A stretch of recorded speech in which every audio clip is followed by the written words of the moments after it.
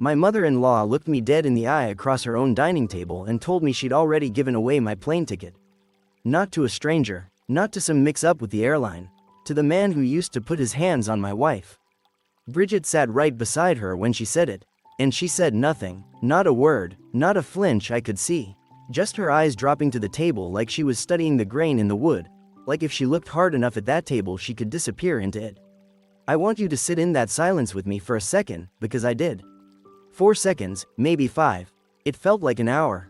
Denise's hands were folded calm on the table like she just told me the weather forecast. Roy, my father-in-law, was staring at his coffee. Carol and Suzette, two of Denise's friends who had no business being at this conversation at all, were watching me the way people watch a car accident they're hoping doesn't involve them. That's the moment something in me went quiet. Not sad quiet, not defeated quiet, the kind of quiet I get right before I fix a 6-figure freight disaster at 3 in the morning.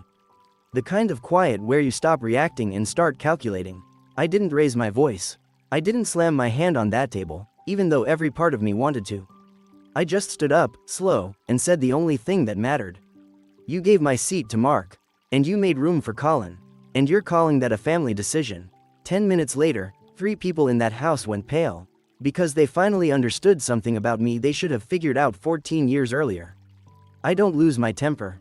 I make phone calls, and by the time I was done making them, a reservation would be gone, a lawyer would be involved, and a family that had spent 5 weeks quietly overriding my wife's boundaries was about to learn exactly what happens when they run out of runway with me. But to understand how we got to that kitchen table, you have to go back further than that Tuesday.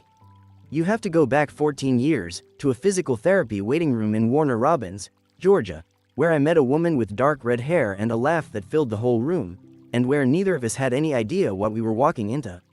My name is Terrence Aldridge. I'm 42 years old. I run regional logistics for a distribution company out of Macon, Georgia, 6 states, 140 drivers, and a job that's taught me one thing better than anything else in my life. The people who stay calm and keep the paper trail are the ones who win.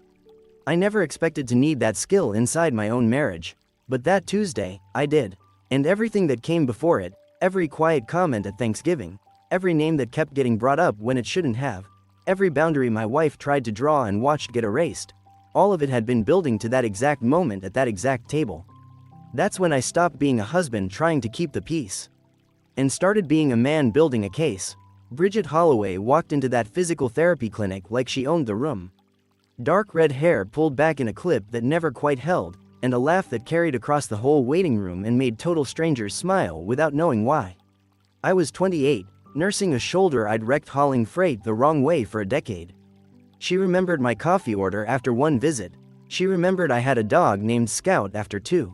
By the 4th visit, I asked her to dinner before I even finished the question, and she said yes before I finished asking it.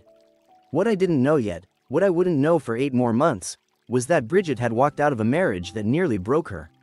His name was Colin Redding. 4 years of control so complete he decided where she went, who she talked to, what she wore out the door. And when control wasn't enough for him, he used his hands. She told me on my back porch one night, her voice flat in that way people get when a story's been repeated so many times it stops sounding like their own. She showed me the police report. I held her, and I meant it when I told her she'd never live like that again. Not with me. We married at a vineyard outside Perry, Georgia. 60 guests, her mother crying through the whole ceremony. Denise hugged me at that wedding and told me I was the best thing that ever happened to her daughter. I believed her. I had no reason not to. For years, that was true. We built a life outside Macon, sidewalks, a pool nobody used, Sunday pancakes, Friday takeout. It wasn't flashy. It was ours. The cracks started with Denise, and they started so small I mistook them for nothing. My mother-in-law came from faded old money outside Athens, and some part of her never let go of the marriage she'd imagined for Bridget, a doctor, a lawyer, some name in the business section. Instead, she got a man who talks to truck drivers for a living and comes home smelling like diesel some nights. She never said it outright. She was too polished for that. It came out sideways. "Terrence, you work so hard, don't you?" said at Thanksgiving in a tone that made hard work sound like a consolation prize. And then, every single gathering, like clockwork, Mark DeLoqua, Bridget's high school boyfriend, now some commercial real estate broker in Atlanta. How well he'd done, how he still asked about Bridget whenever Denise ran into his mother at church. One Thanksgiving stuck with me more than the others. Denise refilling wine glasses, laughing about how Bridget and Mark used to be, the it couple, of their graduating class. Said 2 feet from the man Bridget actually married. Like I wasn't even the punchline, just the room it landed in. I smiled. I ate my turkey. I told myself a confident man doesn't get rattled by an old boyfriend's name at a dinner table. I was wrong about that, but not in the way I expected. It wasn't insecurity creeping in. It was instinct. The same instinct that saved my company from bad contracts for 20 years. Quietly clocking a pattern before I had a name for it. Denise wasn't reminiscing. She was keeping a door open that should have closed the day Bridget said, "I do," to me. Every June for 6 years, Bridget's family has done a group trip. Her parents, her brother Dale's family, cousins, spouses, a rotating cast of Denise's friends who'd basically been adopted as honorary relatives. This year it was bigger. A beachfront rental in Hilton Head, 16 people, a private pool, enough bedrooms that nobody had to share. Bridget had been talking about it for months. New swimsuits, a Pinterest board. I go on these trips because they mattered to her, even though big family gatherings have never really been my thing. 5 weeks out, she brought it up at our kitchen island, casual, like she was mentioning the weather. Her mom wanted to fill the last 2 bedrooms. Friends of her cousin's husband, and then, almost as an afterthought, dropped in like it was nothing. Mark might come too. He and Dale have been golfing. It'd be fun for everybody. I didn't raise my voice. I just asked her straight. Is that going to be weird? For you? For us? She looked at me like I'd asked something ridiculous. Terrence, it's not like that anymore. We haven't dated since we were 19. He's basically a family friend at this point. I let it go. I told her I trusted her judgment, but that I'd appreciate being kept in the loop. This was a family trip, and Mark wasn't family. She said sure, of course, and that was that. One name, filed away. Nothing that should have meant anything. 3 weeks out is when the ground actually moved, and it happened at a cookout, of all places. Paper plates, a cooler full of beer. Dale flipping burgers and running his mouth the way he does when he's had 2.5 beers and thinks he's being funny. You know what'd be a real full circle moment? Dale said, grinning at nobody in particular. If Colin came too. I felt it before I understood it. That specific kind of cold that drops through your chest before your brain catches up. I set my drink down. Colin reached out to me on Facebook a few months back. Dale went on, oblivious, still grinning. All friendly, said he'd love to reconnect with the family sometime. Water under the bridge and all that. I looked at Bridget. For a second she just stood there, and something crossed her face that wasn't amusement. Dale's kidding, she said, too fast. Nobody's inviting Colin anywhere. Dale laughed it off, said he was mostly kidding, sure, but then added, like it barely mattered, that Denise had actually brought it up too. Everybody's grown now. Water under the bridge, the exact same phrase, word for word, which meant it wasn't a line Dale invented standing over a grill. It was a conversation that had already happened, somewhere I hadn't been in the room. That night, in bed, I asked Bridget straight out, has your mother actually talked about inviting Colin? She hesitated, just long enough. She brought it up, once. I told her no, Terrence. I promise you, it's not happening. I believed her, mostly because I wanted to. But something underneath the belief, the same instinct that's kept me from getting burned by a bad freight contract more times than I can count, told me to stop taking things at face value and start keeping records. Not because I thought my wife was lying to me. Because I've learned that when someone tells you a thing is handled, you verify it anyway.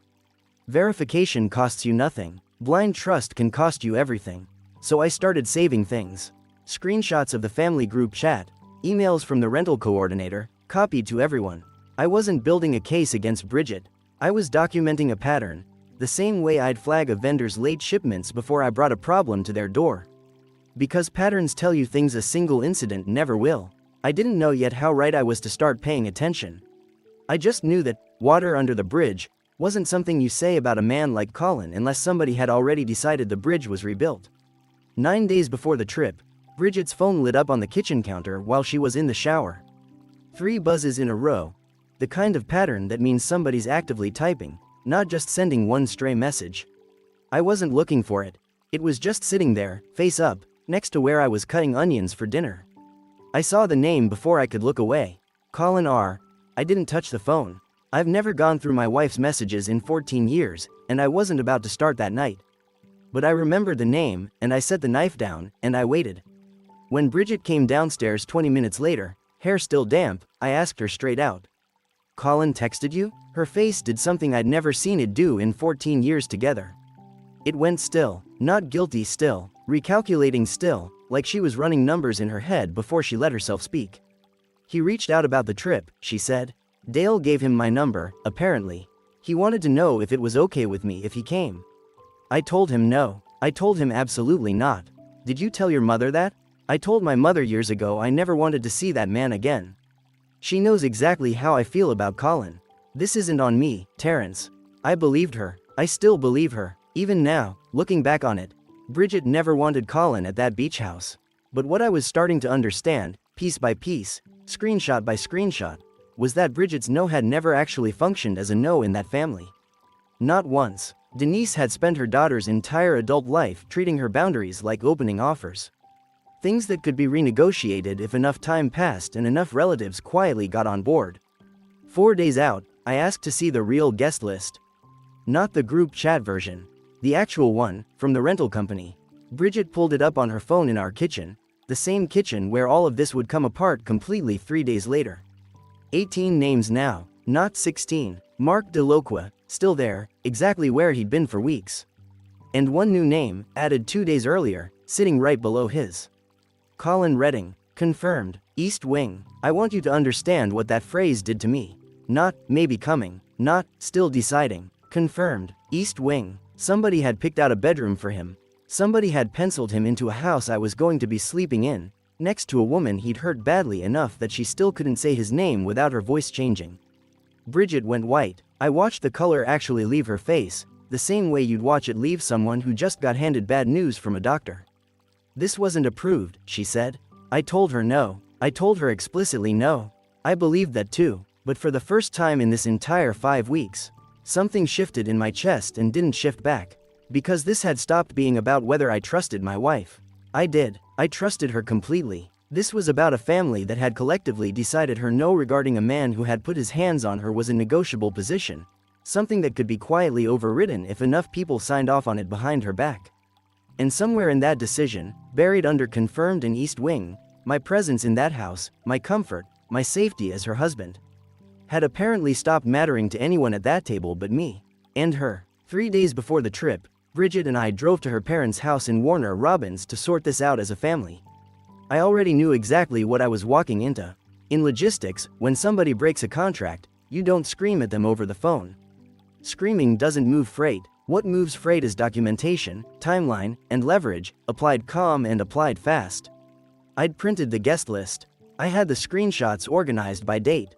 And sitting quietly in the back of my mind was a phone number for a family law attorney named Priya Nakamura, someone I'd used years earlier for an unrelated matter, and who I knew handled exactly this kind of situation, documented abuse, and family members determined to paper over it. We sat around the kitchen table. Denise, Roy, Dale, and, for reasons that still don't sit right with me, 2 of Denise's closest friends, Carol and Suzette, apparently looped in as some kind of unofficial family mediation committee. Which tells you everything you need to know about how seriously this family took the idea of outside opinions on my wife's private life. I laid it out plainly. Mark being there, uncomfortable, but survivable. I trusted Bridget. I wasn't going to make a week miserable over a high school boyfriend. But Colin was different. Colin had a documented history of abuse against my wife. Bridget had said no to him being on this trip, multiple times, explicitly. And I was not willing to spend a week in a house with a man who had hurt her. Sleeping down the hall from us, while everyone at this table pretended that was reasonable. Denise folded her hands on the table. Calm, the particular kind of calm she'd perfected over decades of getting exactly what she wanted from this family. Terrence, honey, she said. It's just a trip. Colin's changed a lot since those days. He's been in therapy. He's a completely different person now. A small pause, like she was choosing the next part carefully. Bridget needs to learn to let go of the past. And honestly, so do you. Then, almost as an afterthought, like she was mentioning she'd swapped the dinner reservation, we already gave your ticket to Mark. Seemed like you might not want to come anyway, with all this drama. Colin can take the extra bedroom that opens up. I want you to sit with that sentence the way I had to sit with it, in real time, my wife right beside me. My mother-in-law had already given away my seat. To Mark, a man she'd spent years quietly rooting for. And in that same breath, She'd made room for the man who had abused her own daughter, dressed up as some kind of mature, therapeutic reunion. As if putting Colin back in a house with Bridget was healing. Not what it actually was. Which was a complete disregard for both of us. I looked at Bridget. This was the moment I needed her to say something. Anything. To shut this down, hard, right there at the table. 1 second passed. 2, 3, 4. She looked down at the table like the answer might be written in the wood grain. Nothing came. Carol leaned in from the side, uninvited, like she had any business being part of this at all. You know, Terrence, sometimes when men get a little insecure about their wife's past, it says more about them than it does about anyone else. Suzette nodded along beside her, watching the table like she'd already picked a side and was just waiting to see who'd score next. That's when I stood up. I didn't yell. I want to be clear about that, because I know how these stories usually go. And this isn't the version where I flip the table and storm out in a rage. I stood up slow, the same calm I use closing out a call with a vendor about to lose a contract.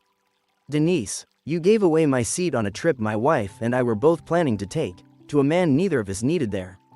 And you made room for a man who put his hands on your daughter. And you're calling that a family decision.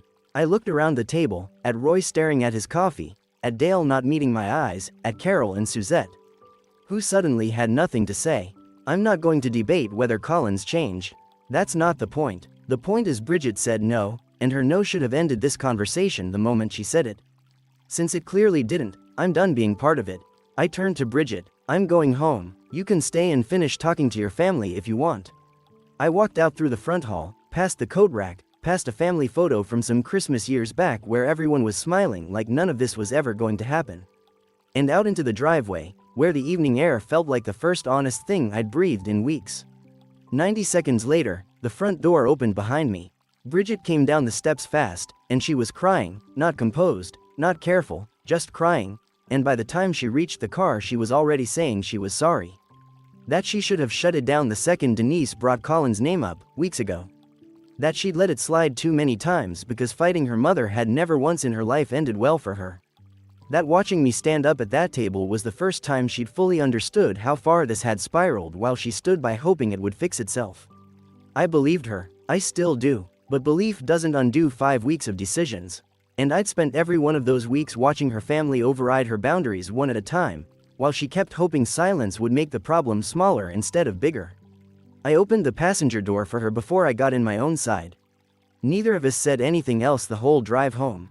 We didn't need to. Something had already been decided in that driveway, and it had nothing to do with the trip anymore. That night, I made 3 phone calls. Stay with me here, because this is the part that moves fast. The first call was to the rental company. My name was on that reservation as a co-signer, because Bridget had put the deposit down on a card we shared. A detail nobody at that kitchen table had bothered to think through before they started handing out my seat like it was theirs to give. The property manager, a woman named Renata who'd clearly navigated more family drama on these bookings than anyone should have to, told me plainly, as a co-signer, I had every right to pull the portion of the reservation tied to that card. No permission required, no committee vote. The second call was to Priya Nakamura, a family law attorney I'd worked with years earlier on an unrelated matter. I wasn't calling about divorce. Not that night. I was calling to understand exactly where I stood. Bridget's protective order against Colin had technically expired over a decade ago, back when Georgia orders like that typically ran their course, but the police report, the documented history, all of it was still sitting in county records, permanent and untouched. Priya confirmed something I already suspected. As a financial co-signer, I could pull my portion of that booking without asking anyone's permission. And she offered something else. A formal letter, not a threat, not a lawsuit, just documentation, on firm letterhead, stating plainly that Bridget had a history involving Colin Redding, and that any further attempt to place him in situations with her, without her explicit consent, would be treated as part of a pattern. Priya told me letters like that rarely need to be sent twice. Families built on plausible deniability tend to stop fast once something exists in writing with a law firm's name attached to it. The third call mattered more than the other 2 combined, and it wasn't to argue. It was to Dale, because Dale, for all his faults, hadn't been the architect of any of this. He'd been a pawn, same as me, pushed around by Denise's expectations his whole life. I asked him one question. Does Bridget know Colin was already confirmed for a room, or does she still think this is up for debate? Dale went quiet for a second, and then admitted it. Denise had told the group the decision was final 2 days earlier, before Bridget even knew Mark's ticket situation had changed. Which meant my mother-in-law had been running an entire second version of this trip behind her own daughter's back, and only brought it to the table that night because I'd started asking questions she couldn't dodge anymore. I didn't sleep much. I didn't need to. By 6 the next morning, I'd done 4 things. I canceled my portion of the Hilton Head reservation, pulling the deposit off our shared card, which voided 2 of the 18 rooms Denise had been counting on, including, as it turned out, the room she'd already earmarked for Colin, because the accounting on that rental was more tangled than anyone bothered to explain to me. I booked 2 one-way tickets, not to Hilton Head, to Charleston, 90 minutes up the coast, a place Bridget and I had talked about for years and never gotten to, because there was always some family obligation eating the time first. I called Priya back and told her to send the letter, and I sent Bridget one text before she woke up, canceled our part of the trip. Booked us 2 tickets to Charleston instead. Whenever you're ready. No pressure. I love you. This isn't about punishing you. It's about us finally having a boundary your family can't talk us out of. 10 minutes after Denise found out, and she found out fast, because Renata called her directly to sort out the sudden hole in the room count, my phone started ringing. Denise first, then Roy, then, unbelievably, Carol, who apparently felt she had standing to weigh in on my marriage after one dinner. I let all 3 calls go to voicemail. I wasn't hiding from them. I just wasn't interested in a conversation shaped entirely on their terms, in their tone, designed to make me the villain for finally saying no to something that should never have needed my no in the first place. The kitchen was quiet, sunrise coming up gold through the window over the sink, and for the first time in 5 weeks, the silence in that house belonged to me. Bridget called about 20 minutes after Denise's voicemail landed, and I picked up right away, because that call was different. "My mom just told me you canceled the rooms," she said. Her voice was shaking, but not the way it had shaken in the driveway 3 days earlier.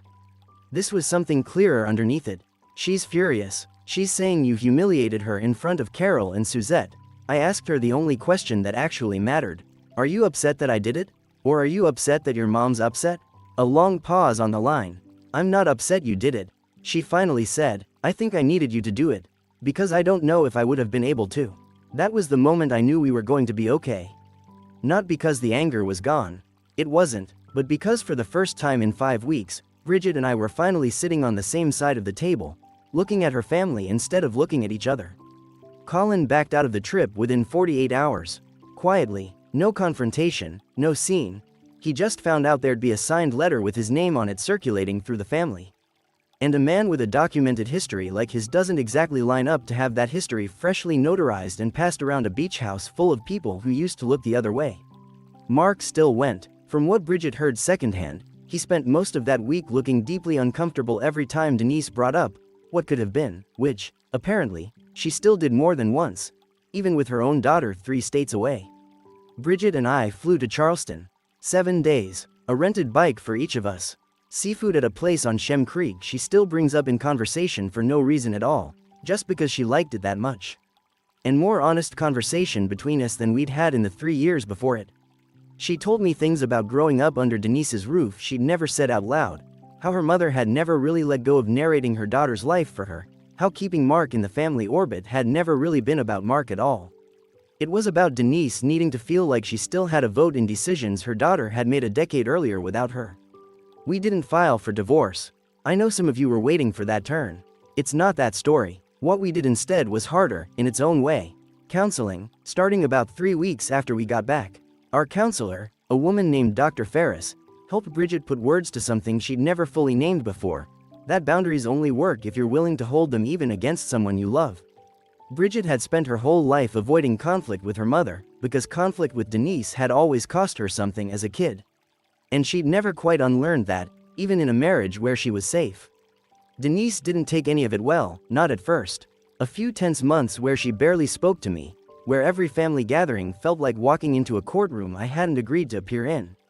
Then, about 4 months later, at Roy's 65th birthday, she pulled me aside in the kitchen. No audience, no performance, just her, stiff, arms crossed, looking at the floor more than at me. "I didn't think about what that trip would have actually meant for you," she said. "Being in that house, I was thinking about what I wanted it to look like, not what it would cost either of you. It wasn't a full accounting of 5 weeks or 14 years. But it was something, and I took it, because I've learned in this line of work that you don't need a vendor to admit every mistake they've made. You just need them to change the behavior going forward. And Denise did, slowly. Mark's name stopped coming up at Thanksgiving. Colin's name never came up again. Not once, not even in passing. We went back to Charleston this past spring. No family, no drama, just the two of us on that same bike path along the water, salt air, low sun turning the marsh grass gold the way it had the first time. And Bridget said something I haven't been able to shake since. She told me that Tuesday in the kitchen, the one where her mother looked me dead in the eye and said my seat was already gone, was the first time in her entire adult life that someone had stood up for her without her having to ask first. I think about that table a lot these days. Not with anger anymore, with something closer to clarity. Because for 5 weeks, I kept extending trust, kept telling myself I was being the reasonable one by not overreacting. There's a version of this story where I keep doing that indefinitely. Where I get on that plane, and spend a week making small talk in a kitchen with the man who hurt my wife, because that's what keeping the peace would have demanded of me. I don't regret the patience. But I don't regret the morning I ran out of it either. Because patience without a limit isn't a virtue. It's just permission for people to keep pushing until somebody finally stops them.